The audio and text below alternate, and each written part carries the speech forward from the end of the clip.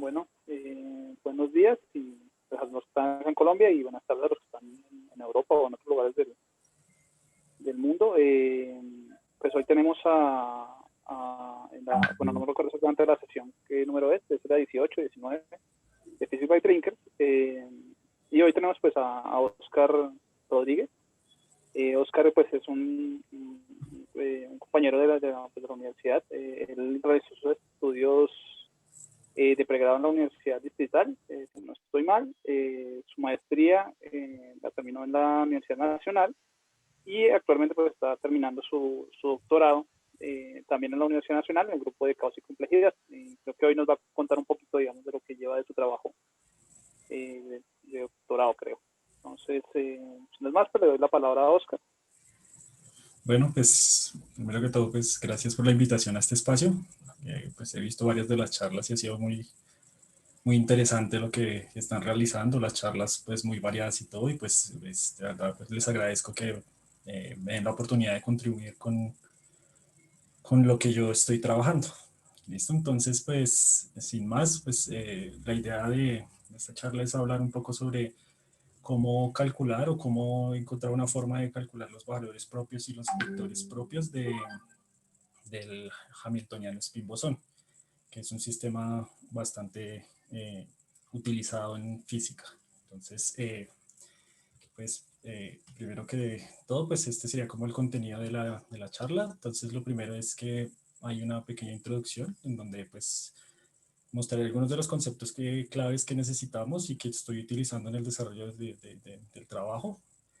Posteriormente, mi trabajo o esta charla en particular se basa en un artículo que muestra un método para calcular valores y vectores propios utilizando pues, estados coherentes. Y pues ese trabajo lo hace en el espacio de configuraciones y pues la idea es el espacio de fase también y la idea es entonces utilizarlo, aplicarlo en el plano complejo, que fue lo que yo digamos más o menos hice, y posteriormente pues les mostraré un poco pues los resultados que se obtuvieron con este método para este sistema particular. Entonces, pues como el título lo menciona, pues lo primero que vale la pena recordar es cuál es el problema de vectores y valores propios. Entonces, pues si uno tiene un operador lineal, pues nosotros sabemos que ellos pueden operar sobre ciertos sobrevectores y dependiendo de los resultados que obtengamos ante esa aplicación, pues obtenemos un vector después de aplicar este operador. Pero hay unos vectores particulares para los cuales esta acción de este operador lo único que hace es escalarlo, es decir, lo hace más largo o hace más corto el, el, el vector, y estos vectores son los que llamamos vectores propios. Ese escalamiento que se hace, ese número por el que se escala, que en esta ecuación 1 es el que está señalado con omega, es lo que llamamos un valor propio. Pero entonces, ¿para qué o por qué nos interesan a nosotros los operadores lineales en física, o particularmente lo que es la mecánica cuántica? Lo que sucede es que nosotros representamos dentro de la teoría las cantidades observables utilizando los operadores, ¿sí? Entonces, a partir de los operadores, lo que nosotros podemos decir es describir dentro de la teoría las cantidades que se pueden observar eh, en un experimento, ¿sí? Entonces, estos vectores y valores propios son muy útiles dentro de la teoría, dentro de muchos problemas, pero en particular, en mi caso, yo lo estoy utilizando para, para estudiar un poco lo que es el problema de la medición, ¿cierto? Entonces, pues, ¿qué podemos decir en mecánica cuántica? Lo que nosotros podemos decir en mecánica cuántica en una realización experimental no es digamos, un resultado fijo. Nosotros no sabemos en una medición qué resultado puede salir, pero lo que sí podemos decir es cuáles son los resultados posibles y con qué probabilidad se puede observar este resultado, ¿cierto? Entonces, en cada medición ustedes pueden observar varias de esas posibilidades, ¿cierto? Con las probabilidades que predice la teoría. Entonces, ¿de dónde salen los posibles valores que se pueden observar? Eso nos lo dicen los valores propios del operador que ustedes estén mirando. ¿cierto? Entonces es, digamos, uno de los contextos en donde se aplica, pues, los operadores y los valores propios dentro de esta teoría.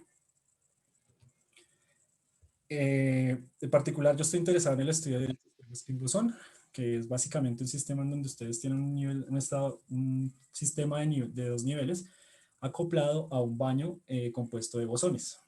El acople en este caso es lineal y pues digamos que el sistema Spin-Bosón es uno de los sistemas más sencillos que nos describe un sistema acoplado a un baño y pues digamos que tiene un rango de aplicación bastante extenso. Sirve para modelar sistemas tanto en óptica cuántica como en estado sólido, tanto la interacción radiación-materia, entre otras aplicaciones, ¿cierto? Entonces, acá pues el número en esta sumatoria que encuentran en 3, pues digamos que yo estoy diciendo que hay un número finito de modos, que en este caso lo llamo n sub b. Acá digamos que los parámetros fundamentales del modelo de este hamiltoniano son la frecuencia del sistema, las frecuencias a las que están cada uno de los modos que yo estoy incluyendo y los acoples del modo con el sistema a dos niveles. Entonces acá para tener digamos una idea, este modelo de acople básicamente es como tener un sistema y acoplarlo a muchos osciladores armónicos. De ahí la forma de este hamiltoniano. Entonces, este sistema es por eso que es, digamos, estoy interesado en este sistema. Entonces, un sistema de dos niveles está acoplado a un baño de osciladores armónicos. Una preguntita ahí, Osquitar. En principio, uno cuando piensa en un baño está pensando en que tiene un sistema pues muy, muy grande, tanto que pues tiene ciertas características estadísticas.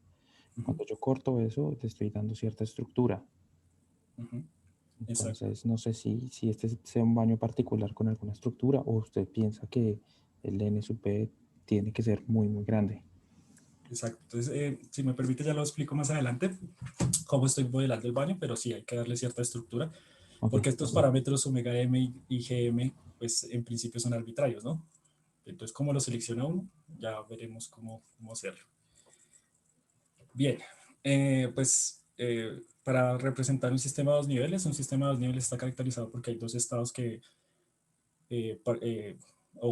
que la base del hamiltoniano del sistema de dos niveles son solo dos estados y ustedes pueden expresar cualquier estado en términos de esos dos.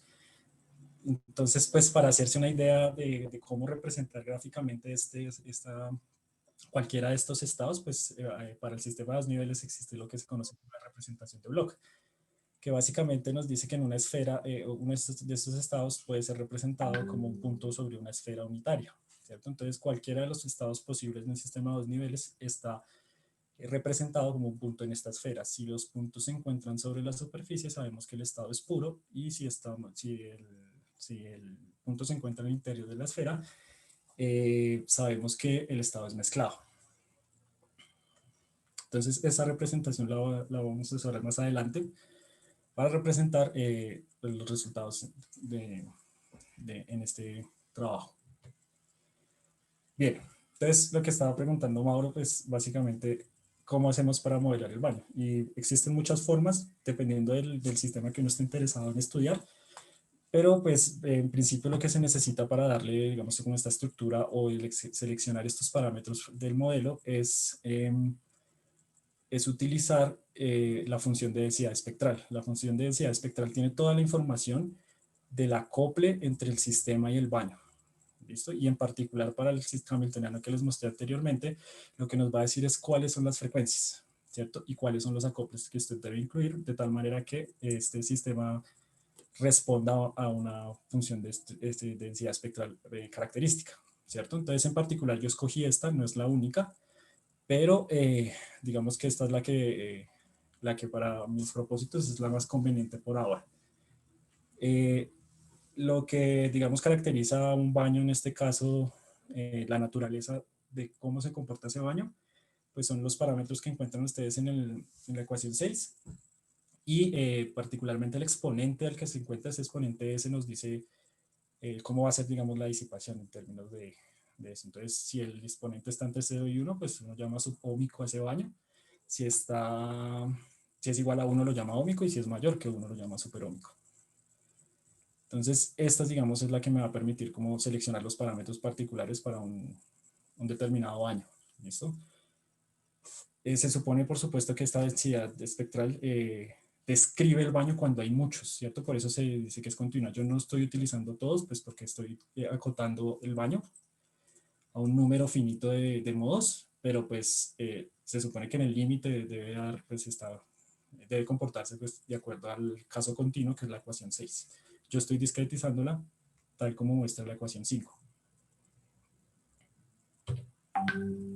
Bueno, pero pues yo mencioné anteriormente que esto era un sistema cuántico abierto, ¿cierto? Es decir, es uno de los sistemas interactuantes más sencillos que podemos ver en la física, en particular en cuántica, y pues, ¿qué es eso? Pues, primero que todo, que es un sistema abierto, ¿no? Entonces, un sistema abierto es básicamente un sistema central que usted desea estudiar en cómo interactúa este sistema a partir con otro sistema un poco más grande, ¿cierto? Entonces, es tener un sistema pequeño, entre comillas, pues pequeño, porque pues esto puede ser tan grande como lo necesite, interactuando con otro sistema mucho más grande en principio que llamamos entorno. Entonces, lo que queremos ver es cómo es la interacción de este sistema con este entorno y los resultados sobre el comportamiento del sistema que nosotros estamos interesados. ¿Cómo se hace la separación entre sistema y entorno? Eso es algo que pues en principio es arbitrario, ¿cierto? Depende de lo que usted esté estudiando. Usted llama sistema a los grados de libertad o a las variables de las que usted esté interesado, ¿cierto? Y pues digamos que en la teoría de sistemas cuánticos abiertos hay como dos formas de estudiarlos. La primera es tomar todo el sistema, ¿cierto? Sistema que yo estoy interesado más baño y evolucionarlo todo unitariamente, ¿cierto? Que sería coger esta ruta. Y al final obtener mediante la traza parcial, que la traza parcial es la que nos permite extraer de toda la evolución del sistema baño el estado final del baño, del sistema. Y esa es una ruta para describir un sistema cuántico abierto. La otra ruta es obtener desde el principio, ¿sí? Bajo ciertas suposiciones, un mapa, ¿cierto? Que opere única y exclusivamente sobre la densidad o el estado del sistema y que ese mapa me proyecte o me muestre la evolución, ¿cierto? Teniendo en cuenta todos estos efectos del baño, pero ya solo mirando el sistema, al final. Eso es lo que se pretende por esta ruta. Esa ruta es la que es típicamente la de las ecuaciones maestras, ¿cierto? Entonces, esa es la segunda ruta que uno tiene para describir. Yo particularmente estoy utilizando la primera. Los métodos de evolución que yo estoy utilizando son básicamente la primera ruta, no la segunda. Listo. Entonces creo que eso ya es los elementos introductorios, pero entonces vale la pena pues mencionar yo porque estoy interesado en los valores. Oscar, una preguntita. ¿Señor? En este punto ya hay alguna hipótesis sobre la naturaleza markoviana o no markoviana del sistema. No, yo no he hecho ninguna porque pues como estoy evolucionando sistema y baño, hasta el momento yo no he asumido ninguna de esas hipótesis. Típicamente eso se hace por las ecuaciones maestras, pero por el momento yo no la he hecho. ¿Listo? Ok, gracias. Vale. Entonces, como estaba mencionando, pues porque estoy interesado en eso, pues yo estaba haciendo algunas simulaciones, ¿sí? De este sistema con el esquema de propagación o de evolución temporal que les estaba mencionando. Y entonces yo me encontré con cosas como esto. Permítanme a ver si las simulaciones corren en esta diapositiva.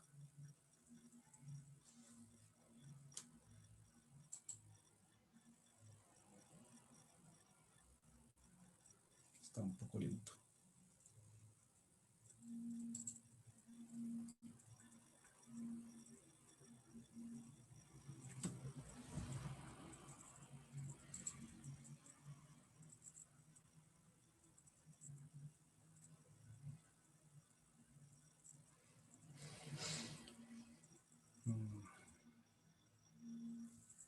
Ya. Entonces voy a ponerla otra vez, que es que están un poco lentas para cargar. Entonces, Yo no sé, pero yo no lo vi. ¿no se ve? Yo no lo veo. Entonces, permítanme, yo miro a ver cómo soluciono esto. Ahí no. Listo. Entonces, permítanme. Ok, Ya. yo creo que sí se debe ver. Sí, ahí ya. Algo, sí, por No, no. un momento se vio. Sí, está un poco lento. Voy a abrirlo con otro visor que es un momento más eficiente.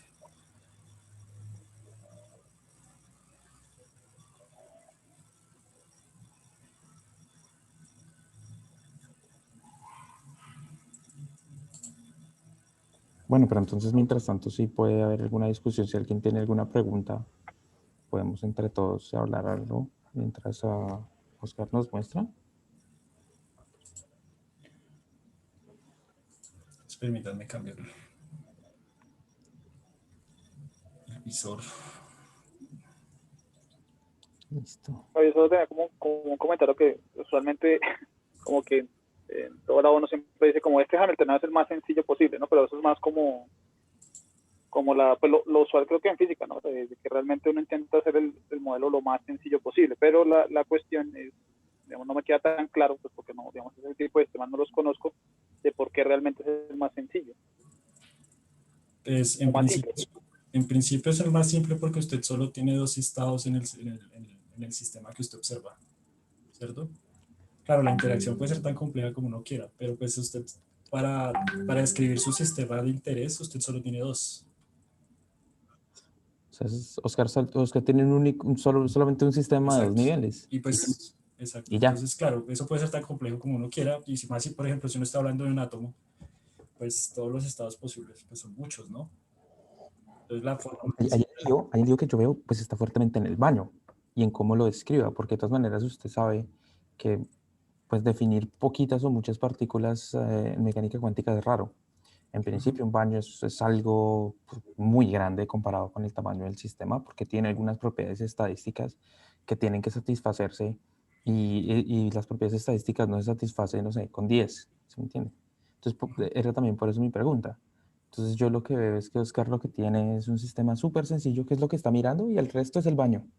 Y eso es lo complicado, el resto. Sí, claro, por supuesto, la idea es incrementar cada vez más el número de partículas en el baño, de tal manera que esa primera estrategia lo que usa es, bueno, ¿cuántos necesito yo para emular hasta ciertas escalas de tiempo el comportamiento como si se tuviera un baño infinito o con muchas partículas, como dice Mauro? Pero pues eso es relativo, depende de la escala de tiempo que uno esté Ujú. observando, ¿no? Sí, claro, Bueno, igual, pues, digamos, sí, o sea, uno toma eso, o sea, uno tiene un sistema sencillo, simple, digamos, para poder pues, buscar como las propiedades más características de esa interacción, ¿no? Digamos, de un sistema interactuando con un baño, que digamos, pues, es digamos, la forma usual en la que uno trabaja en física. Que se reduce el caso más simple para poder ver las propiedades más importantes o más fundamentales. Pero pues ya después uno comienza como a complejizar la cosa. Mi pregunta sería, ¿uno cómo hace eso acá? O sea, o qué dificultades hay cuando uno comienza a cambiar el sistema que no sea uno de dos niveles, sino ya algo así como un átomo completo. O sea, hay problemas, no sé, en la parte computacional o cómo uno haría para hacer una descripción ya de un sistema más complejo. En principio, pues desde la estrategia que yo uso de propagación, sí requeriría más tiempo de cómputo, pero por lo menos algo que es curioso es la complejización más próxima de estos sistemas es que usted no piensa en un sistema que tenga más estados, sino en más sistemas de dos niveles. ¿Sí? Entonces, en vez de Okay. decir, voy a obtener un átomo con 10, 20 estados posibles, digámoslo así, usted dice, no, pues pensemos en otro sistema de dos niveles metido ahí, interactuando con el baño, que en óptica es lo que hablan como, pues, como partículas en microcavidades, entonces, ¿qué pasa si tiene usted dos y así? Entonces, es como Okay. la siguiente estrategia en este esquema, ¿no? La que yo he visto. y otra preguntita ahí, que si algo lo hablamos al final, es, am, pues esta estructura de baño, la idea es que hasta cierto punto se pueda pensar de alguna forma clásica. Ahí, en las imposiciones que usted puso sobre la densidad espectral, ¿se tiene eso en cuenta? Sí, de hecho la forma de, o sea, cómo se justifica el uso de una densidad espectral y esa discretización. ¿Por qué un baño de osciladores armónicos me va a emular, ¿cierto?, el comportamiento de un sistema cuántico abierto? Y de hecho eso tiene que ver con el límite semiclásico. Lo que pasa es que esa forma en particular se selecciona y se llama ómico y todo esto. Es porque cuando usted se va al límite semiclásico, lo que usted encuentra es que esa forma de modelar el baño y de describir el sistema le reproduce una ecuación de Langevin. Esa es la justificación detrás de esas formas, ¿sí? Entonces usted en ese límite semiclásico, y por eso también se llama ómico y estas características. Es por eso que sí, y claro, eso es lo que justifica esa forma particular de modelar el baño. Entonces, no sé si ya se ve la animación. Sí. ¿Sí? ¿Ya se ve? Pero sí. Sí, este visor es mejor. Oscar, una preguntita antes de que siga. ¿Sí? Para, eh, esas densidades espectrales lo que hacen es describir el baño, ¿cierto? Exacto, sí. Entonces, ahí tengo una duda, es que yo no sé mucho de esto, pero esos baños que son descritos por estas densidades espectrales son siempre coherentes, pueden describir algún baño térmico o algo es por el estilo o pues en general otra cosa. Lo del baño térmico particularmente yo lo veo o lo modelan es con el estado inicial. Lo que se selecciona con la densidad espectral que caracteriza el baño y el acople con el sistema es las frecuencias y los acoples. Ahora, usted quiere un estado térmico, pues el estado inicial de su baño debe corresponder a un estado térmico. Ah, vale, listo, ok, ok, listo. Vale. Listo. Yo no sé si también tenga algo que ver, pero mire que cuando Oscar está diciendo que está cogiendo los osciladores y lo quiere mandar a la ecuación de Langevin, pues eso también impone, por ejemplo, que en la ecuación de Langevin usted supone ruido blanco. El ruido blanco tiene una densidad espectral para característica, que es pues constante para todos los modos. Entonces ahí Exacto. está la relación. Usted puede tener ruido de colores ahí, cambiando la densidad espectral, por ejemplo. Ujú. Bien, entonces, bueno, yo estaba estudiando pues las simulaciones y haciendo estas simulaciones bonitas, entonces un estado inicial particular, entonces se me iba al lado digamos, en el eje X de esta esfera, se me iba al lado negativo. Y yo, pero ¿por qué se va a ese lado particular? ¿Cuál es la preferencia? ¿O por qué particularmente ese lado y no otro? Entonces, pues uno dice, bueno, de pronto es un caso particular, ¿sí? Unas condiciones iniciales ahí de buenas que me dieron para ese lado, ¿cierto? Acá el baño particularmente lo preparé todo en el estado vacío. Y uno dice, bueno, pues se fue para allá, bueno.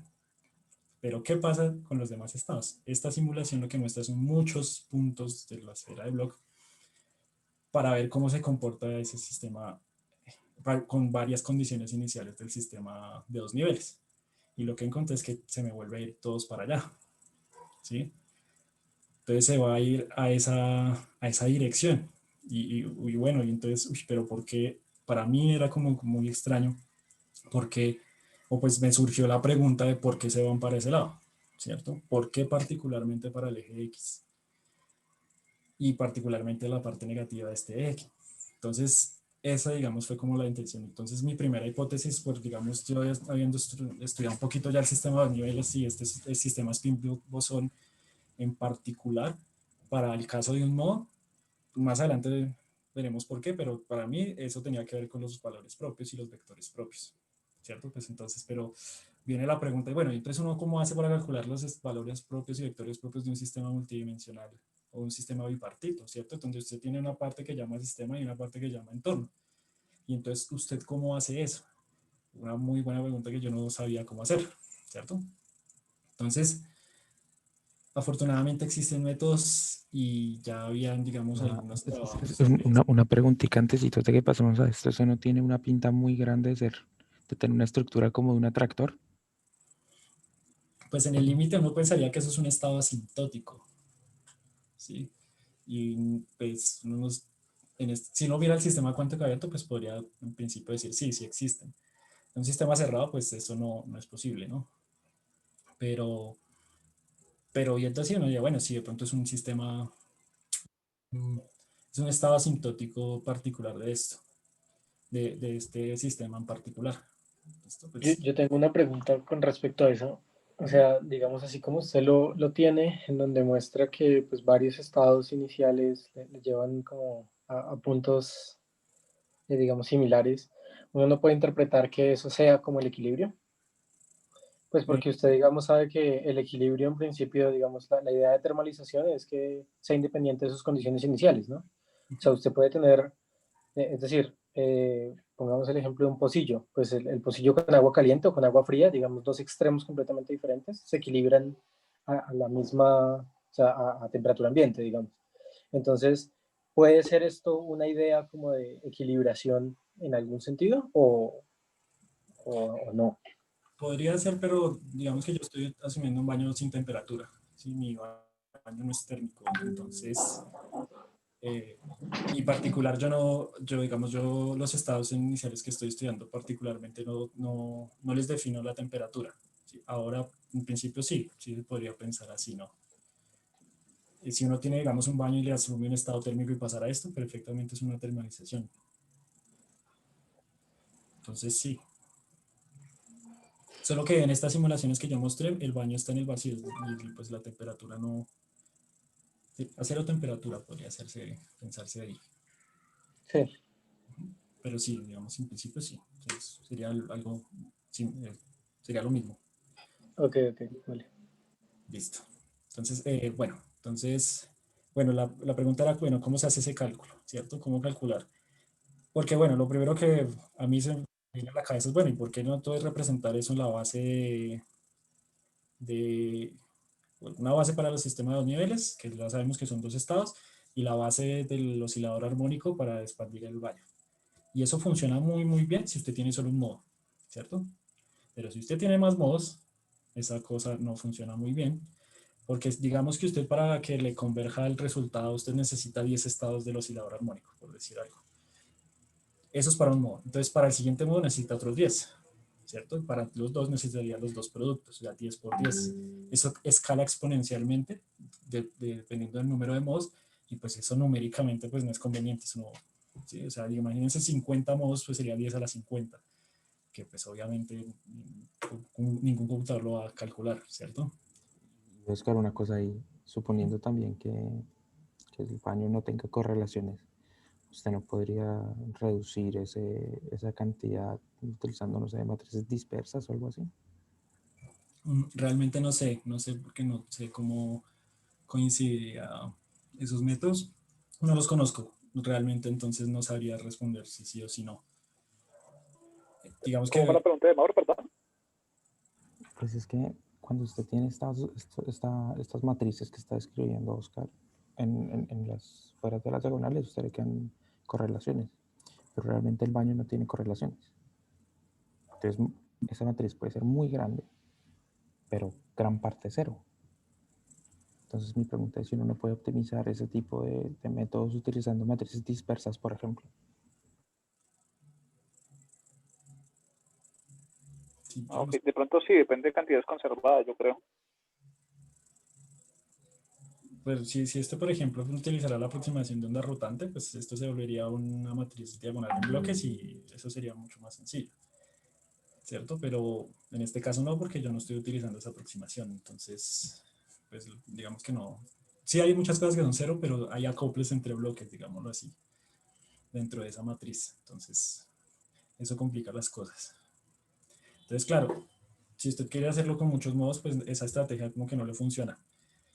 No es realizable, pero hay otra forma de hacerlo y es utilizando estados coherentes. Entonces, pero primero que todo, ¿qué es un estado coherente? Entonces, matemáticamente un estado coherente es un valor propio del operador de aniquilación, ¿cierto? Eso es matemáticamente, pero pues digamos que para darnos una idea un poquito más física de esto, si uno representa un estado coherente en el espacio de fase, particularmente utilizando la distribución de Wigner que nos mostró Mauro hace 15 días, entonces lo que uno encuentra es que un estado coherente tiene una forma gaussiana, ¿cierto? Y pues digamos que un estado gaussiano es lo más cercano a un estado clásico que uno puede tener en mecánica cuántica, ¿cierto? Entonces, con cierta dispersión en X, en posición y cierta dispersión en momento. Este sería el caso de un estado coherente en una dimensión. Entonces, este trabajo que les estoy mostrando lo que hace es utilizar esos estados coherentes, particularmente los que están definidos en esa ecuación. Define estados coherentes en una malla, ¿cierto? Donde tiene ancho B y ancho A en posición. Ellos, digamos, en este trabajo utilizaron muchas mallas, las mallas, por ejemplo, una malla cuadrada, y bueno, ¿qué pasa si en vez de utilizar una malla, entonces miramos la superficie de energía que yo estoy interesado en estudiar y mapeo esa superficie de energía? Ellos intentaron muchas, pero la más eficiente que encontraron es esta malla, es esta malla en donde momento y posición tienen, digamos, espaciamientos diferentes. Y vamos a ver que más adelante ese espaciamiento se puede relacionar con el ancho de las gaussianas, y eso nos dice varias cositas. Entonces, bueno, ¿qué hicieron ellos? Pues lo primero pues, fue utilizarlo en sistemas de una dimensión. Entonces, lo primero es el oscilador armónico. Entonces, pues vamos a testear el método, vamos a ver si funciona, y lo hicieron con el oscilador armónico. Otro sistema relacionado, que es unidimensional, no es una oscilación armónica, pues es el oscilador de Morse. Y lo que ellos encontraron es que su método converge muy bien a los resultados. Hay bastante acuerdo entre los resultados de su método y de otros estudios. Entonces, bueno, eso que nos dice, pues el método funciona, ¿cierto? Pero bueno, la idea es, bueno, ¿qué pasa con un sistema de más dimensiones? Entonces, ellos lo hicieron con el sistema de Henon-Hales, y pues es el hamiltoniano que describe ese sistema, está en las ecuaciones que ustedes pueden ver acá, la 8 y la 9. Y entonces, para poder hacer, digamos, el mismo método, entonces, ¿qué hicieron? Pues bueno, necesitamos definir una malla, pero pues ya en 2 dimensiones, digámoslo así. ¿Cómo lo hacemos? La forma más sencilla, y pues que se puede en este caso por las características de los estados coherentes, es que usted puede definir una malla en una dirección y una malla en la otra, ¿cierto? Entonces, particularmente lo que ellos hicieron fue factorizar eso, sí, una serie de estados para la dirección X y una serie de estados para la dirección Y.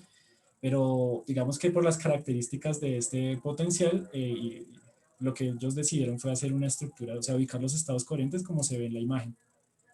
¿Y por qué la escogieron así? Porque las superficies de energía de ese hamiltoniano son de esa manera. Entonces, como que esa fue la forma más óptima de cubrir esa región. Entonces, de esa manera lo que ellos encuentran es bastante, una coincidencia bastante buena entre ese método de definir así la malla y de calcular con este método. Y encuentran pues, comparado con otro estudio, pues que los valores propios calculados con su método, ¿cierto? Ya pues vamos a entrar en detalle a describir cómo es que se hace eso, ¿no? Entonces, pero bueno, ¿cómo es que funciona el método y por qué? Entonces, nosotros conocemos, y en la primera diapositiva que mostré, ahí estaba el problema de valores propios y vectores propios en una base ortogonal, ¿cierto? Donde pues ustedes tenían la forma, pues digamos, más sencilla en esa base, pero ¿qué pasa si uno no tiene una base que no sea ortogonal? ¿Por qué toca pensar en una base no ortogonal? Porque los estados coherentes, como veremos más adelante, forman una base no ortogonal del espacio de Hilbert, bueno, ¿cierto? Entonces, ¿qué significa que no sea no ortogonal? Pues que hay sobrelapamiento entre los vectores base, ¿cierto? Entonces, si ustedes piensan, por ejemplo, en X y Y, pues eso es una base ortogonal porque el producto punto entre ambos vectores pues da 0, ¿cierto? Pero si no son ortogonales, pues hay un sobrelapamiento, hay una proyección de un estado sobre otro. Eso es lo que pasa entonces en este caso, y eso es lo que se debe tener en cuenta a la hora de ver el problema de valores y vectores propios en esta base. Entonces, si ustedes se dan cuenta, la única diferencia con la ecuación que mostré en el inicio es que acá hay una matriz S. Y esa matriz S es la matriz de sobrelapamiento entre los estados base que usted está utilizando. Esa es, digamos, la ventaja bueno, la diferencia del método, ¿listo? Y entonces uno cómo resuelve el problema de valores y vectores propios en una base de estas características. Pues es relativamente sencillo resolverlos si usted puede, digamos, definir la transformación unitaria que diagonaliza esa matriz S, que es la matriz de sobrelapamientos. Y el primer paso pues es escribir esa ecuación, ¿cierto? Utilizar esa transformación unitaria para transformar la ecuación de 14 y si usted utiliza esa transformación unitaria pues llega a la ecuación 15, pues definiendo como ese nuevo hamiltoniano después de esta transformación, ¿cierto? Posteriormente lo que uno hace es definir unas matrices, estas S1 y S-1, ¿cierto?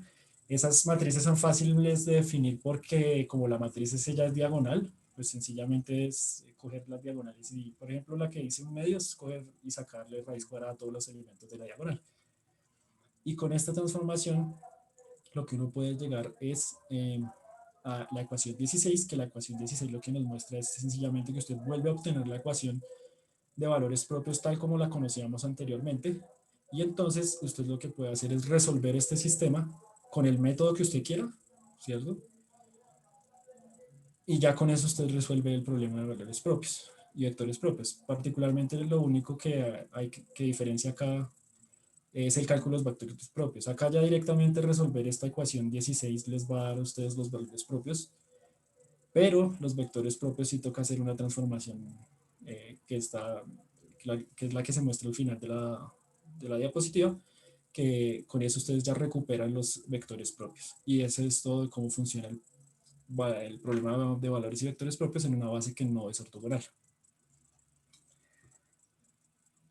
Entonces, bueno, particularmente quiero hacer énfasis en que acá ya estamos hablando de las matrices, es decir, yo ya estoy acá hablando de una representación y de cómo yo lleve esos operadores a un sistema de coordenadas conveniente para expresarlas, ¿cierto? Entonces, pues uno puede utilizar las que quiera y particularmente el método que describen este trabajo y que les estaba mencionando anteriormente es básicamente utilizar la base de los estados coherentes para hacer el cálculo. Entonces, ¿cómo funciona esa malla que ellos encontraron y que funcionaba muy bien? Pues esa malla, entonces lo que ellos dijeron, bueno, entonces ya encontramos buenos resultados con que la malla tenga un espaciamiento diferente en momento y un espaciamiento diferente en posición. Entonces lo que vamos a hacer es seleccionar esos valores de tal manera que coincidan con los anchos de las gaussianas, con los anchos de los estados coherentes. Y utilizando pues ese criterio lo que usted encuentra es que esos parámetros y esos espaciamientos están relacionados por la ecuación 18. Entonces están relacionados también con el ancho de los estados coherentes. Entonces, ¿esto qué implica? Pues que usted con esa condición que dice que tiene que ser menor que 2pi, eso significa que ustedes tienen más de un estado coherente en una celda del espacio de fase, ¿cierto? Eso es lo que significa esta condición 17, ¿cierto? Entonces, ustedes podrían colocar esa malla de tal manera que estuviera un estado coherente por celda del espacio de fase, pero lo que dice el método es que usted necesita es que, necesitas que se sobrelapen un poquito, ¿cierto? Para que funcione. Y listo. Entonces, bueno, ese método como lo describí, como lo hicieron en el trabajo, ellos lo hicieron en el espacio de posiciones, de configuraciones. ¿Por qué escoger ese espacio? Porque ustedes van a trabajar con matrices reales. Y pues tendrá esos sus convenientes para los métodos de cálculo, pero pues yo dije, pero ¿por qué trabajar en el espacio de configuraciones? ¿Por qué no trabajar en el espacio complejo? ¿Cierto? Entonces, como había mencionado anteriormente, pues los estados coherentes son valores propios del operador de aniquilación y los valores propios en este caso están descritos por la expresión que encuentran ustedes en la ecuación 19, ¿cierto? Y bueno, teniendo en cuenta que habíamos dicho que en el espacio de fase esos estados coherentes van a estar en una malla con esas características, ¿qué pasa si usted va esa malla a este espacio donde estamos hablando de números complejos? Lo que ustedes encuentran es que ahora esa condición desde los estados coherentes en la malla se vuelve la ecuación 20. Y esa ecuación 20 fue bastante curiosa. ¿Por qué es bastante curiosa? Porque coincide con un criterio de completez de los estados coherentes. ¿cierto? Entonces, eso fue curioso que yo me encontré que esa condición coincide con la que definen en este artículo para decir, bueno, si usted tiene una base, eso es lo chévere de los estados coherentes. Como son, o sea, nosotros sabemos que la relación de completez es acá en este caso porque es una base continua, tendría que ser una integral. Pero lo que dice este trabajo es, usted puede reproducir usted no necesita todos los estados para reproducir esa relación de completez.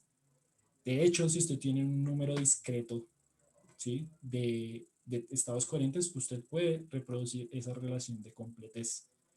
Pero, ¿qué se debe cumplir para que ese conjunto de estados coherentes que usted escoge para reproducir esa relación, pues realmente lo haga? Es que se cumpla la relación 20. ¿Listo?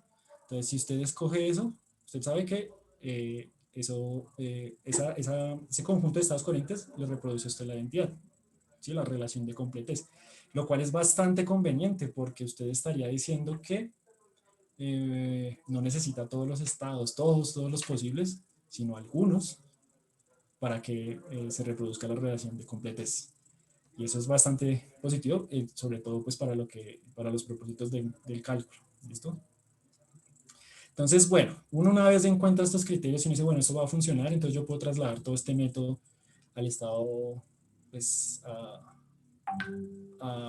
al plano complejo, y entonces yo lo que tengo que hacer es ahora escribir todas mis matrices en este plano, y bueno, chévere, y funciona y parece que tiene sentido, ¿cierto? Entonces, ¿qué es lo que hace uno? Pues utilizar el caballito de batalla de los físicos para cualquier método que uno encuentre, y es siempre utilizar el oscilador armónico, ¿cierto? Entonces, pues ya tengo mi método.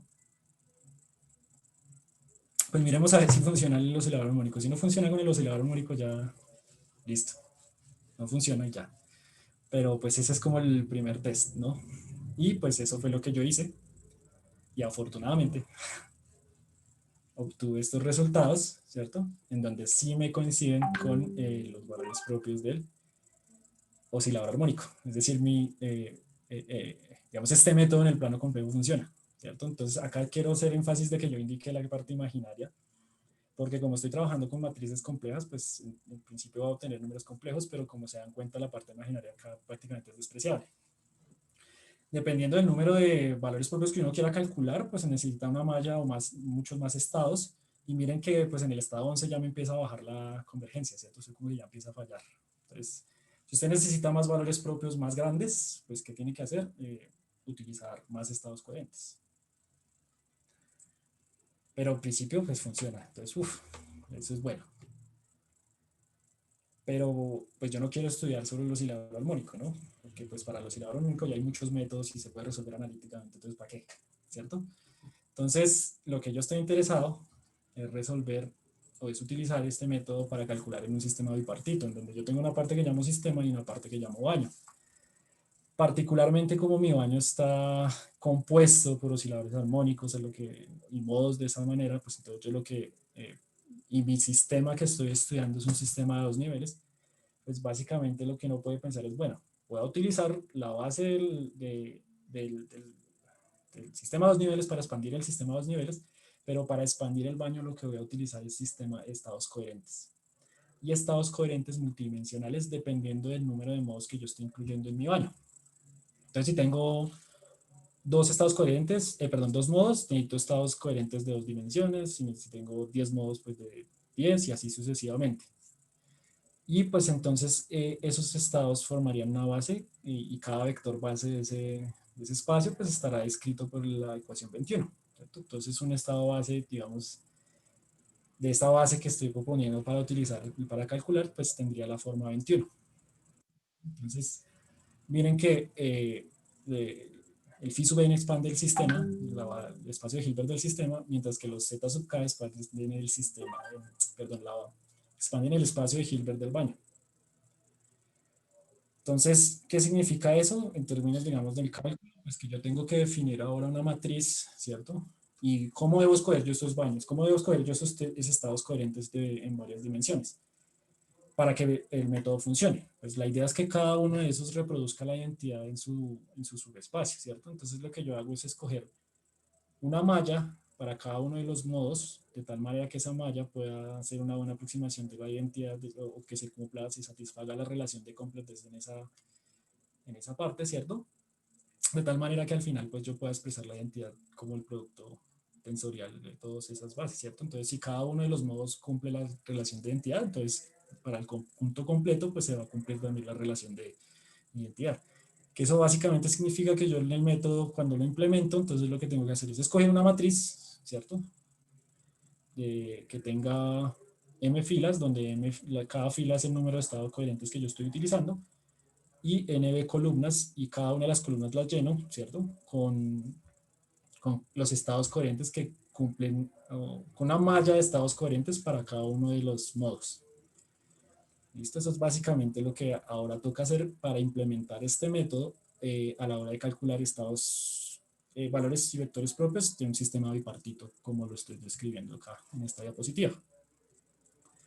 Entonces, pues, ¿cómo se verían nuestras matrices? Pues, básicamente, nuestras matrices tendrían esta estructura, ¿cierto? En donde, pues, acá habrían números, pero, pues, esta sería como la convención de cómo ubicar esos números, ¿cierto? Entonces, por acá, uno de los estados del baño, yo tengo que definir un número teniendo en cuenta el estado el estado base o que expande el baño.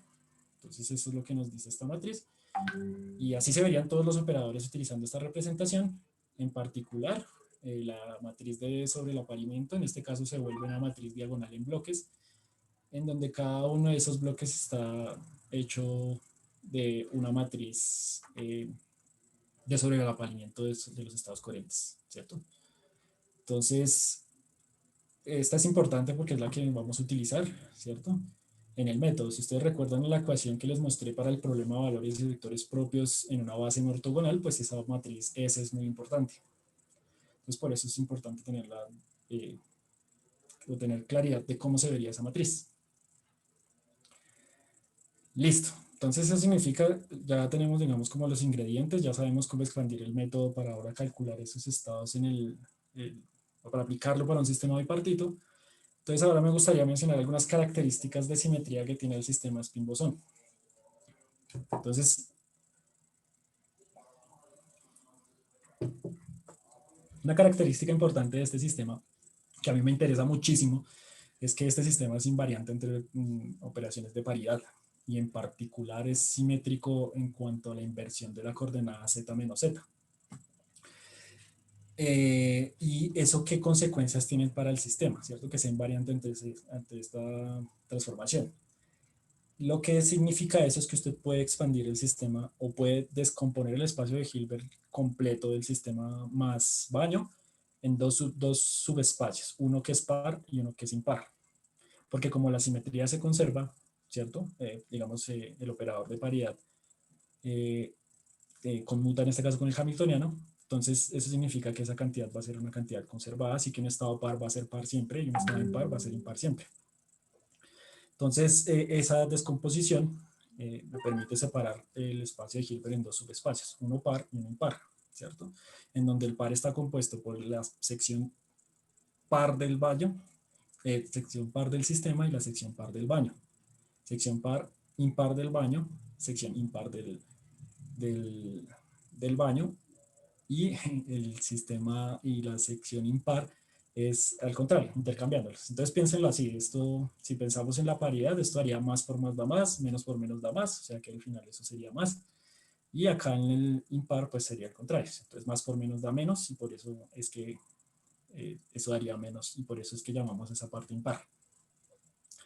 De acuerdo pues a esas características. Eso se puede apreciar muy fácil si uno utiliza la base del oscilador armónico para expresar para escribir el hamiltoniano, y uno sabe que, por ejemplo, utilizando esa base, entonces uno diría que un estado par perfectamente es el estado spin arriba y un estado del oscilador armónico par, por ejemplo. Ese sería, por ejemplo, un elemento del subespacio par. ¿Listo? Y entonces, bueno, ¿eso qué consecuencias tiene? ¿Sí? Pues digamos para cantidades que nosotros queramos ver. Las consecuencias que tiene es que vectores, valores propios de un mismo sector no se cruzan, ¿cierto? Entonces ustedes se encuentran en la parte de la izquierda una gráfica de los valores propios para el caso del sistema spin-bosón acoplado a un solo modo. Y como se dan cuenta ustedes, acá están acoplados, perdón, están graficados con respecto al parámetro de acople del modo con el sistema de 2 niveles.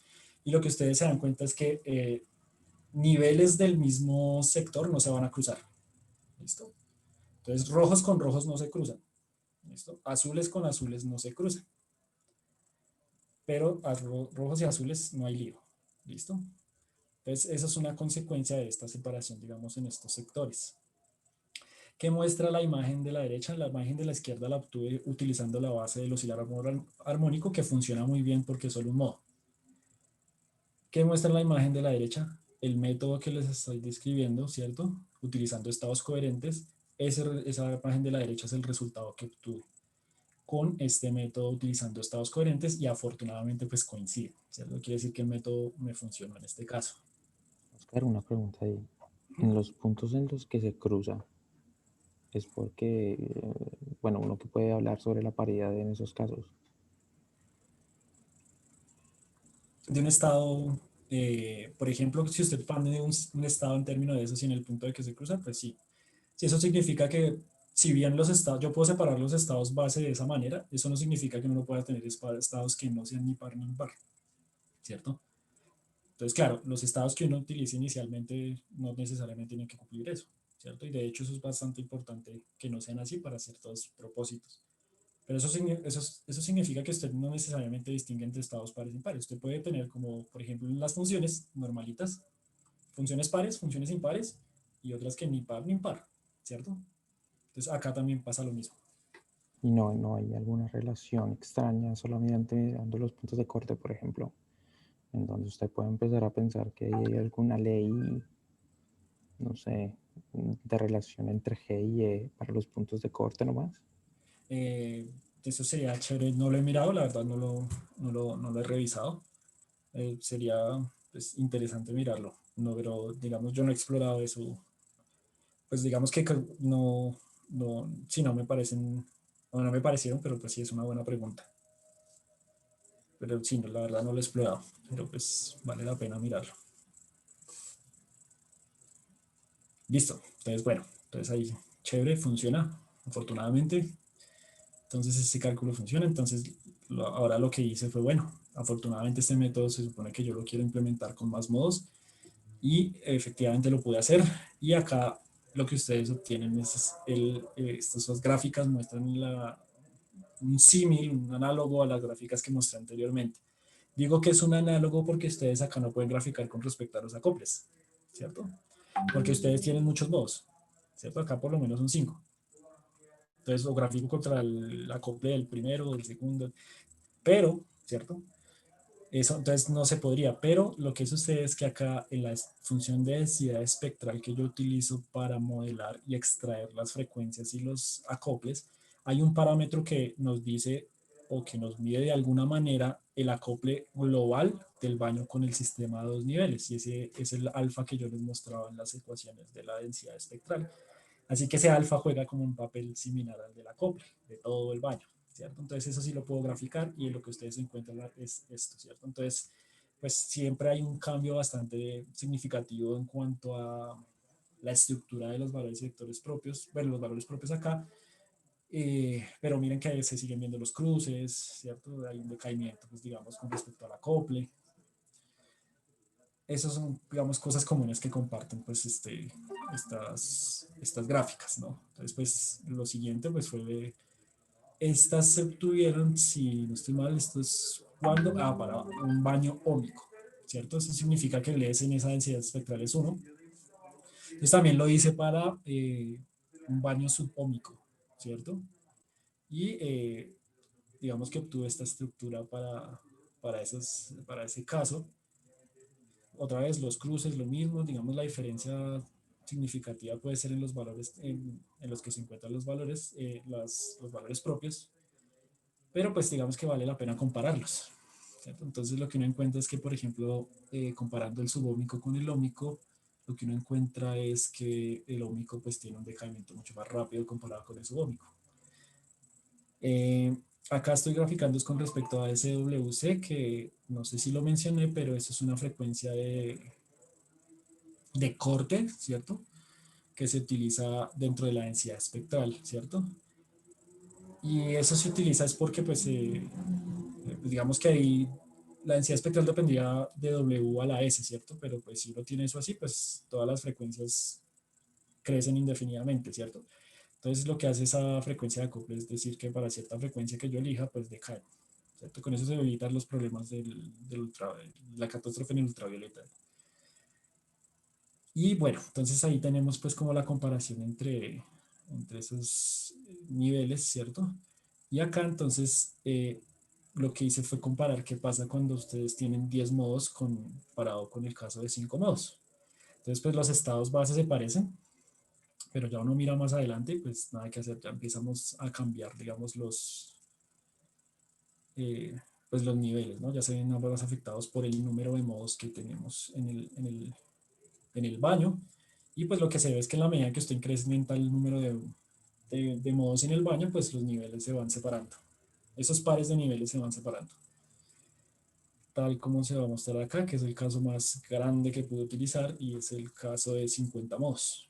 ¿Listo? Este me interesa particularmente porque las simulaciones que les mostré al inicio, pues sencillamente se hicieron con 50 modos. Entonces, pues esa estructura para comparar pues sería la ideal, tener los valores y vectores propios pues para ese caso, ¿no?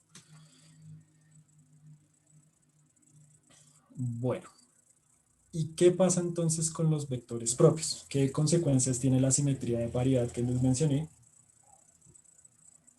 para los vectores propios? Y vamos a ver que, pues bueno, digamos que acá un vector propio para el sistema completo pues es un poco complejo porque involucra una parte de todo el baño y una parte del sistema de dos niveles. Entonces, ¿cómo puede uno darse una idea de cómo se comportan esos vectores propios? Entonces, lo que hicimos acá fue proyectar todo el vector propio al subespacio del sistema de dos niveles. ¿Y cómo lo hicimos? Pues primero usted obtiene el vector propio, luego a partir de ese vector propio usted construye la matriz de densidad completa, ¿cierto? Asociada a ese vector propio, y luego lo que hacemos es extraer la parte que pertenece al sistema utilizando la traza parcial, es decir, ignoramos los grados de libertad que pertenecen al baño, y con eso obtendremos una representación, una densidad, una matriz densidad que simplemente funciona para el estado eh, o que se verá en el espacio de dos niveles. ¿Y eso por qué lo hicimos así? Pues porque ese sí lo puedo representar en la esfera de Bloch. Entonces ese sí lo puedo ver gráficamente. ¿Y qué encuentra uno cuando digamos, estudia un poco la, la paridad y digamos, esa simetría y qué consecuencias tiene para los estados, para los vectores propios?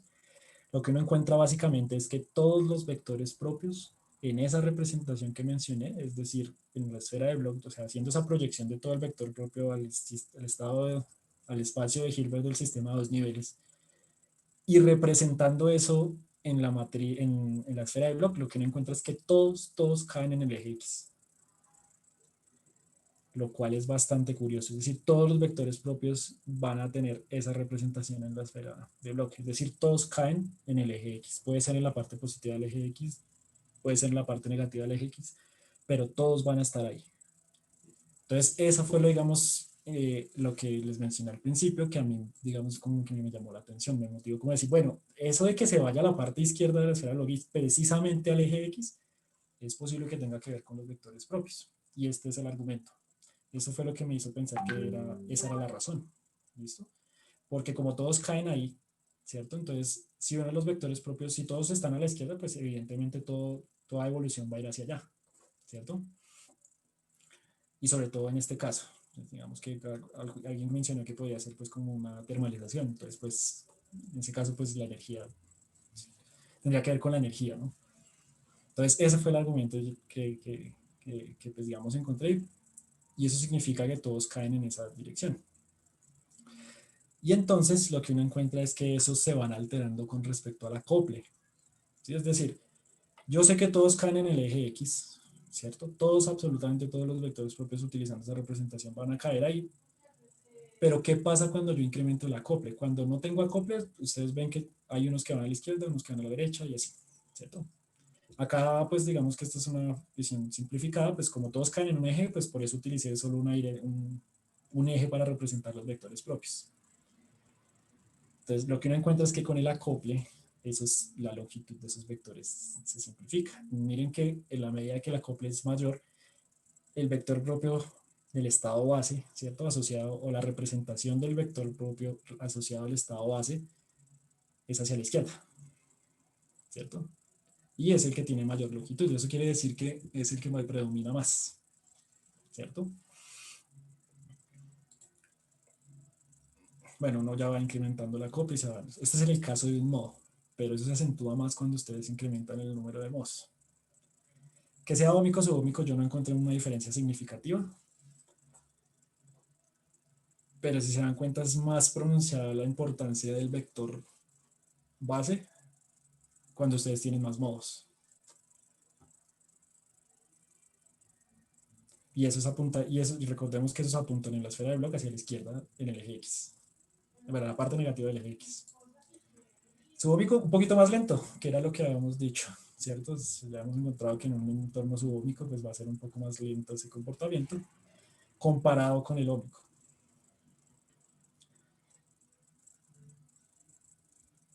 Y pues el caso pues más mayor, pues obviamente con 50 modos y es mucho más rápido.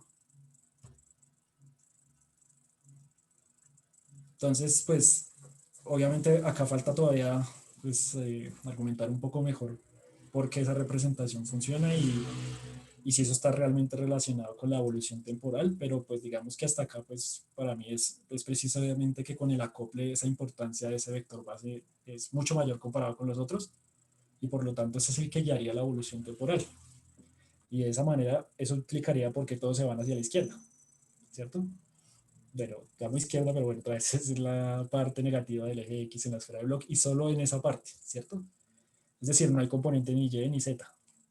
Y pues en principio ese sería el argumento que yo he encontrado. Y pues digamos que coincide, hace poco hice un cálculo pues con otro enfoque y efectivamente el estado asintótico es el eje X, la parte negativa del eje X. Entonces pues digamos que coinciden ambos argumentos y ese sería pues digamos pues, los que les quería mostrar y pues si hay preguntas pues estaré atento. Pues muchas gracias.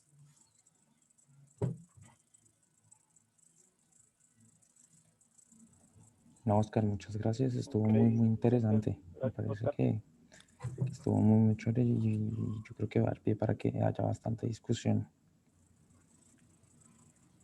Sí, sería muy chévere. Yo tengo Dani, muchas ¿quieres preguntas decir todavía. algo? Sí.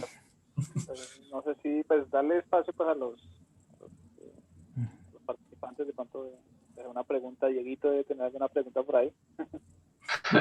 Sí, Sí, quería se preguntarle nota. una cosita, pero pues si hay otra ahí suelta, pues no sé si alguien más quiera preguntar.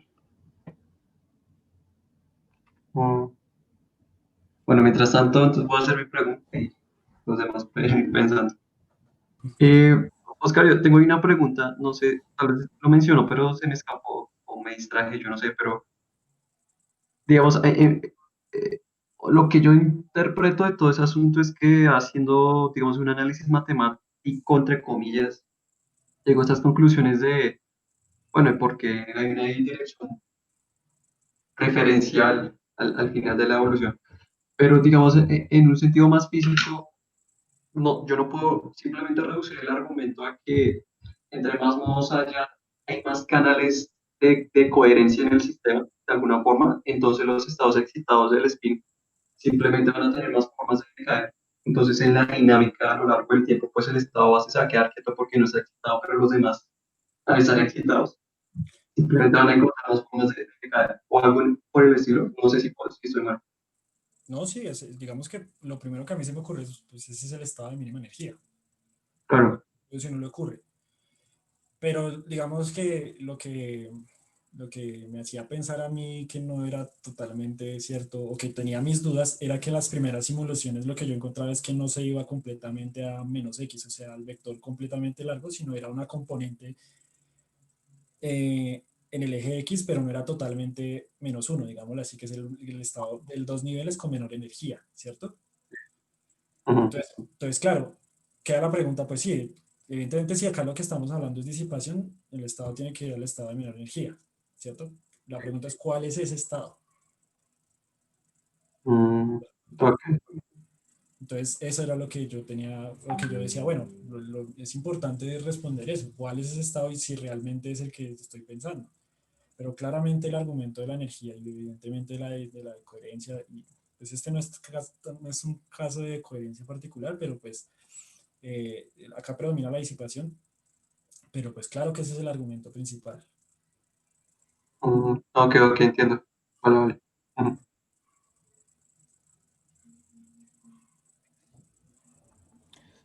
Bueno, yo tengo también más o menos, pues no sé si qué tan pregunta sea, pero pues es que la cuestión es que uno mira, y pues Heller fue, pues el tipo propuso un montón de aplicaciones para este tipo de estados coherentes, ¿no? O sea, el tipo fue el primero que hizo la propagación en el espacio de Wigner con la semiclásica usando gaussianas, que después fue lo que formalizaron Hermann y Klug. Entonces el tipo siempre estuvo ahí muy metido. Entonces mi pregunta va un poco a, pues es que estas familias de gaussianas siempre tienen este parámetro libre, que es básicamente eso, la varianza. Siguen sus reglas para que siga siendo coherente. Pero pues mi pregunta va en qué tan importante es entonces que uno escoja un conjunto de gaussianas diferentes con la correspondiente grilla cambiada también para que se cumplan las condiciones de completez. Pues digamos en términos de esos anchos, yo no lo he probado en cuanto a este cálculo particular, pero la evolución temporal que yo implemento sí utiliza estados coherentes y lo que yo he encontrado es que no influencia mucho, sobre todo si usted tiene muchos modos. Sí, de pronto con poquitos modos sí hay influencia, pero con muchos no importa tanto. De hecho, hay estudios que dicen porque hay otro parámetro que uno puede incluir, que es el squeezing, que no sé la traducción. Y Bueno, claro, usted puede hacerlo, pero las cosas se complican y usted no gana mucho. Entonces, eso da flexibilidad al método en cuanto a que usted lo puede adaptar a más cosas en principio, pero lo que hace usted es complejizarlo en la hora del cálculo, porque tiene más parámetros que calcular. de hecho, esa era mi otra pregunta, en que usted puede tener estados coherentes pero chuecos, ¿no? Que pues son los de Swift. Y eso básicamente es cambiar la cuadratura en la que está mirando el problema. Mi pregunta iba a ver si usted sabía si valía la pena estudiar otras orientaciones o realmente vale la pena solamente quedarnos en esto que ya funciona bien. Sí, pues un colega, el que me explicó todos estos métodos, pues él lo hizo con, con eso, implementó eso y lo que se dio cuenta es, pues se puede hacer, pero no funciona, o sea, no gana uno mucho, no mejora mucho el método. Entonces, pues, de que se puede, se puede, pero que sea útil, pues, no tanto. Eso no puede depender también como de, no sé, del tipo de potencial que uno tenga o alguna cosa por el estilo. O Sí, sea, del claro, sistema, básicamente. exacto, sí.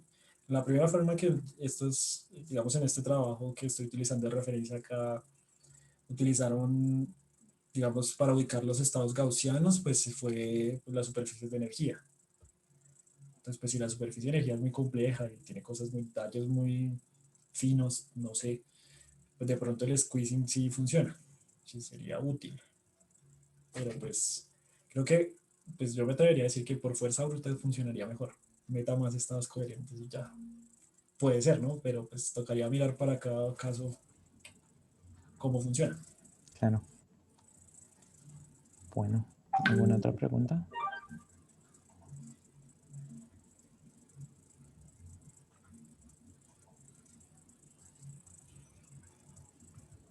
Dani, ¿alguna pregunta? No, no, de mi parte no, preguntas no tengo. Vale, vale. Pues yo tengo ahí como un comentario. A mí siempre que me han hablado del trabajo de Oscar me han dicho que está relacionado con el problema de la medida, pero pues sigue sin ser claro para mí cómo, o O sea, cómo se aborda ese problema realmente, pues a partir de esos conceptos. O sea, Bueno, a nivel profundo, pues. sí, eso es una discusión muy larga y que yo todavía no tengo clara. Pero pues lo que pasa es que el enfoque o el sistema Spinbo son, como mencioné al inicio, se ha utilizado para modelar sistemas particulares. Pero digamos que el problema de medición desde la visión de von Neumann, lo que nos dice es que, o sea, físicamente, ¿qué es lo que pasa? Porque si uno mira los postulados de la mecánica cuántica, usted lo que ve es que eso es un, por lo menos en mi opinión, eso es por lo menos el de la medición, es un postulado matemático, que le dice a usted que para medir usted necesita un operador y aplica el operador y lo que puede obtener es ciertas cosas, ¿cierto? Pero físicamente es un proceso de interacción entre dos sistemas, uno que usted llama aparato de medida y otro que usted llama pues, sistema observado. Lo que, digamos, estamos haciendo nosotros es precisamente utilizar ese enfoque, es decir, queremos ver el sistema spin-bosón, pero ya no lo vemos para modelar un sistema en particular, sino para modelar un proceso de medición del spin, de la componente vertical del spin, ¿cierto? Donde el objeto observado, pues es claro que es el sistema a dos niveles. Usted quiere saber si da spin up o spin down, ¿cierto? De arriba o abajo. Pero el aparato que le está midiendo eso es el baño de bosones. Entonces, ese es, digamos, lo que nosotros estamos haciendo. Y viendo ahí que, o sea, si eso realmente tiene sentido. Desde el punto de vista de ese proceso, usted le dicen, eso es una interacción entre aparato de medición y aparato medio, y sistema medio. Yo, Ok, qui- sí, severo. yo quiero ser muy grosero con lo que va a preguntar. Y eso no le cambia a uno la idea de lo que está pensando, en donde el baño se vuelve su sistema y su sistema se volvería un baño Pues, sin todo lo que eso implica, ¿no? O sea, lo que yo estaba diciendo al principio, el baño tiene un montón de propiedades, pero pues básicamente usted las está dejando aparte. O la otra cosa que uno puede hacer es tener un sistema que está midiendo, pero en contacto con el baño. No sé cómo lo esté tomando, si desde la perspectiva de mediciones débiles, que es esa segunda, o directamente metiéndose en los grados de libertad del baño, manipularlos y pues cambiando un poco esa idea que generalmente uno tiene cuando trabaja en mecánica estadística. no, es el primer enfoque porque la idea es una medición proyectiva. Sí, claro, usted puede escribir una medición débil, porque es que si una medición débil le dice usted puede obtener propiedades de un sistema observado si ese sistema interactúa con otro y usted observa ese otro, no el sistema directo. No, pero es que eso implicaría tener el sistema del baño y otra parte del baño. De que se puede, pero pues eso como que ya complejiza las cosas, ¿no? O sea, por ahora, dos sistemitas está bien, ¿sí? Y ver qué pasa. Vamos a ver, pero si usted, No, digamos, excelente, está excelente. Yo como que también tenía pues una idea parecida a lo que estaba hablando Nicolás, como que pues es un problema interesante, pero pues no veía fuertemente hacia dónde estaba el asunto. Pero pues viéndolo así, me parece que hay muchas cosas que se pueden abarcar. sí, pues muchas preguntas, funciona, no funciona, al final se va a cuestionar la medición también, cómo es eso. Claro, Y pues otra parte es la aleatoriedad, porque pues usted observa que una medición particular pues es aleatoria en principio, pero ¿de dónde viene esa aleatoriedad? ¿Por qué es aleatoria? Y entonces usted, por lo menos lo que yo he encontrado y que pues siempre me cuestiona es que usted siempre va a encontrar la palabra quantum random, es aleatoriedad cuántica, y eso es aleatoriedad cuántica. sí. Y claro, a nivel filosófico eso tiene también sus implicaciones, porque eso quiere decir que tiene una naturaleza, digámoslo así, eso es, eso es una propiedad intrínseca de la cuántica y ya. Ujú. Eso no es epistémico, eso es ontológico. Y bueno, ahí hay mucho que Lío, discutir. un lío. ¿Alguna otra pregunta? Oscar, una cosita, es que yo creo que no lo entendí. Es que tampoco conozco mucho, pero lo que entiendo es, o sea, tengo un sistema y yo quiero reproducir, no, quiero entender el acto de medir como la interacción de ese sistema con otro. En ese caso es el BAT. Exacto. Eh, para entender digamos, esas interacciones, igualmente o para trabajar esas interacciones digamos, del aparato de medida con el sistema, igualmente aquí se está usando o se estaría usando herramientas de la mecánica cuántica. O sea, se estaría usando la mecánica cuántica también, Sí, sí, y yo creo que ¿cierto? sí, O sea, o sea, no es cíclico el argumento en ese sentido. por supuesto, porque digamos, no está, o sea, yo no estoy negando el postulado ¿cómo se llama? De colapso. Ajá. Me gusta, pero es que es muy sutil dónde está. Y es sutil porque el argumento está en cuando usted utiliza las trazas parciales. ¿Sí? O sea, yo no estoy negando el postulado de colapso. Lo que estamos mirando es a ver qué pasa, o sea, un poquito más en detalle cómo es la interacción y eso cómo da pie a un colapso, si es lo que pasa. Ah, ok. Pero Pero, nosotros no estamos afirmando que, o sea, el colapso sí sea, es un proceso y porque sí. dos razones. Primero, porque estamos utilizando el aparato de la mecánica cuántica, el estándar. Y el Ujú, estándar tiene el colapso. Y en segundo lugar, y es que eso me llevó un poquito de tiempo entenderlo, tengo que reconocerlo, y es que el argumento del colapso está en la traza parcial. ujú, exactamente. Porque la traza parcial, o sea, ¿por qué usted dice que la traza parcial es la única que le está acá un estado? Por la sencilla razón de que esa operación se define de tal manera que cumpla la ley de Bohr. Ujú, Ella está asumiendo el colapso. sí. Ah, tiene toda la razón. Ujú. Ah, sí, bueno, está re interesante. Sí, sí, sí. Igual mire que también Ah, cool. hay una cosa también súper que nos llevó Oscar todo el camino y no nos dijo, pues al principio para nosotros fue claro que el baño va a tener una estructura que hasta cierto punto lo va a hacer algún objeto medianamente clásico. Ujú, Y ahora nos sale con esta dereza, pues claro, pues si ujú, es un objeto medianamente clásico por la cantidad de modos que tiene, pues mire que usted está obteniendo resultados clásicos a partir de la interacción con algún sistema cuántico, que es ujú, más o menos uno como puede ver un problema en las medidas. Y también vale la pena mencionar un poco, si ustedes recuerdan lo que hizo Santiago, compañero del grupo, lo que muestra es que la aleatoriedad que se observa en el sistema, que él está observando algo así como un lápiz que cae de la izquierda a la derecha, es resultado de la aleatoriedad del estado inicial del baño. Eso quiere decir que ese sistema sirve para magnificar las aleatoriedades que ya existían en un baño. La idea es ver si acá también se podría pensar eso. No lo sé todavía. severo. Muy chévere, Oscar, muchas gracias. No, ustedes por la invitación.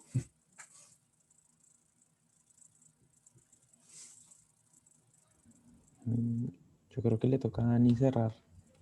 Sí, eso ya iba a decir, pues, pues veo que pues, no hay más preguntas o comentarios. Aunque bueno, yo creo que podemos igual para la grabación aquí y si alguna otra pregunta surge, pues la discutimos ya fuera de la grabación. Entonces, pues no, yo darle también pues, el agradecimiento pues de parte de todos a Oscar. Gracias por participar hoy.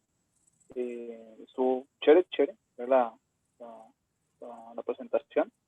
Y bueno, estaremos atentos a cuando termines la tesis a ver qué más sale, qué más aparece por acá, para seguir entendiendo un poquito estas cositas también de la medida pensada como interacción y demás. No, no. Entonces, nomás gracias y pues podemos parar.